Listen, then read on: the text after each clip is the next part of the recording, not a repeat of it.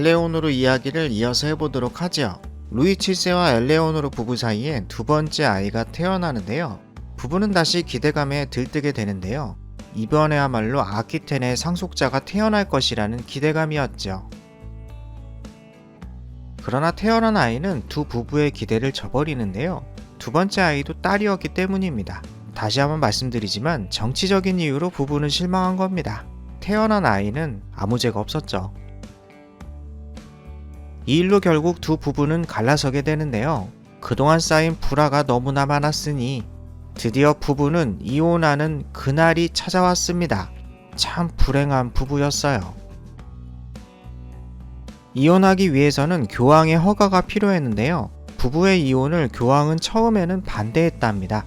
그러나 결국 승낙하죠. 이혼의 이유는 십촌 근친 결혼이라서 무효라는 것이었습니다. 그런데 웃긴 것이 왕족과 귀족의 결혼은 근친 아닌 결혼이 없는데 교황이 대체 무슨 말 하는지 모르겠네요. 두 부부의 만남과 헤어짐을 보니 참 불행한 결혼이라는 생각이 드네요. 처음부터 안 맞은 두 사람이 정략 결혼으로 결혼하게 되고 둘은 노력했지만 자식운이 따라주지 않았죠. 아들이라도 낳았으면 두 부부는 이혼하지 않았을 텐데 말이죠. 둘 사이에 낳은 두 명의 딸은 루이 7세가 양육하기로 했는데요. 역시 능력 있는 왕은 다릅니다. 양육도 척척 떠왔네요. 그리하여 엘레오노르는 홀로 떠날 수 있게 되었습니다. 엘레오노르는 이혼 후에 자신의 영지 아키텐으로 돌아가는데요. 왕비의 지위에서 내려와서 아키텐의 공작과 푸아티의 백작으로 다시 돌아오게 된 거죠. 이혼은 했지만 여전히 그녀는 막강한 권력과 부를 가지고 있었습니다. 이혼할 때 그녀의 나이가 29에서 30살쯤이었던 것 같은데요. 여전히 그녀의 미모는 아름다웠고 유럽에서 가장 많은 돈을 가진 여자였습니다. 그녀가 돌싱이 되었다는 소식은 유럽에 엄청난 파장을 몰고 왔습니다. 왜냐하면 유럽 최고의 부자가 보호자가 없는 상속녀였으니 말이죠. 앞서 말씀드렸던 샬리카법으로 인해 그녀를 차지하는 남자가 그녀의 모든 것을 가져갈 테니 말이죠. 엘레오노르는 굉장히 위험한 처지에 처하게 된 것입니다. 그런데 그녀는 대책이 있었는데요. 그녀는 이혼 8주 만에 재혼을 하게 되었습니다. 상대는 아키텐 위쪽에 있는 앙주 백작 헨리 2세였죠. 8주 만에 결혼하다니 참으로 놀라운 일인데요. 더욱 놀라운 것은 헨리 2세가 엘레오노르의 8촌이었다는 거죠. 교황이 루이 7세와 10촌 근친이라고 이혼하더니 더 가까운 사이와 결혼한 것이었습니다. 참 어이가 없네요. 무엇보다 놀라운 것은 엘레오노르보다 헨리 2세가 9살이나 연하였다는 것이었습니다. 사실 둘의 나이 차이는 오락가락인데요. 어떤 곳에서는 9살, 어떤 곳에는 11살, 천차만별인데 일단 9살로 표기했습니다.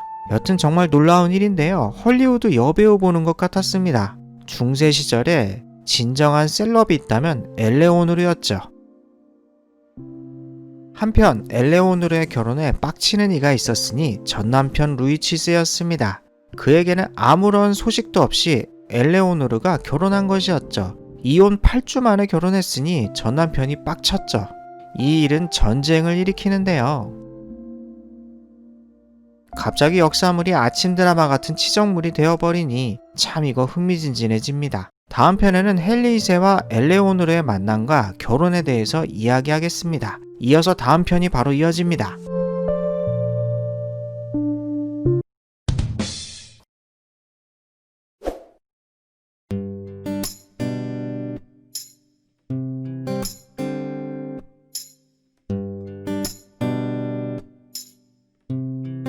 자, 그럼 엘레오노르와 헨리 2세의 만남과 결혼 이야기를 해보도록 하겠습니다. 시점을 잠시 이혼 전으로 돌아가야 하는데요. 엘레오노르의 이야기 속으로 들어가 보죠. 어느 날 헨리 2세는 일이 있어서 프랑스 왕궁으로 간 적이 있는데요. 앙주 백작인 그가 프랑스 왕에게 보고하기 위해 왔다 갔다 한 것은 당연한 일이었죠. 돌연 왕비가 나타나서 앙주 백작에게 자신을 보고 가라고 이야기합니다. 밀실에 단둘이 남게 된 엘레오노르는 구애를 시작하는데요. 헨리 2세에게 사업 자금을 대주겠다고 꼬시기 시작합니다. 곧 자신이 이혼하는데 결혼하자고 필요한 자금을 대주겠다고 유혹했죠.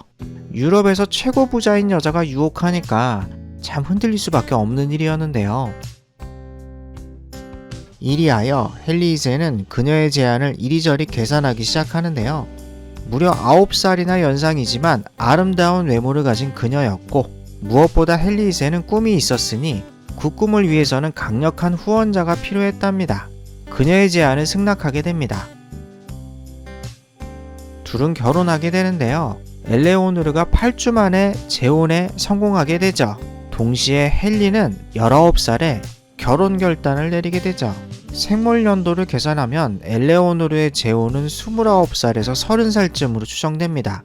이거 미성년자와 이렇게 결혼해도 되는지 모르겠습니다. 어쨌든 헨리 2세는 참 강력한 스폰서를 얻었네요. 이 일은 루이 7세를 격분시키는데요. 이 망할 여편네가 앙주 백작과 결혼하다니. 앙주 백작과 엘레오노르의 결합은 프랑스 세력 2위, 3위의 결합이었으니 루이 7세에게는 굉장한 위협이었습니다. 무엇보다 루이에게 알리지 않고 결혼했으니 화가 났죠. 그런데 둘의 결혼에 격분하는 이가 또 있었으니 낭뜨 백작이었죠. 그는 이혼한 엘레오노르를 납치해서 아키텐 땅을 차지할 속셈이었습니다. 그 꿈이 물거품이 되자 굉장히 화가 나는데요.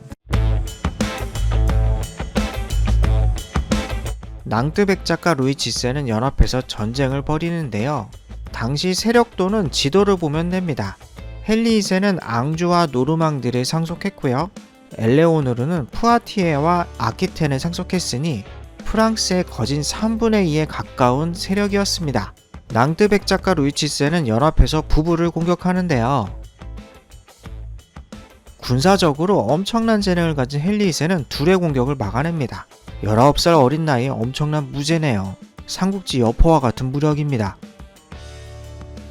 이 전쟁을 보면 참 어처구니 없는데요. 이런 치적 문제로 전쟁을 일으키다니 왕들의 행동이 어이가 없습니다.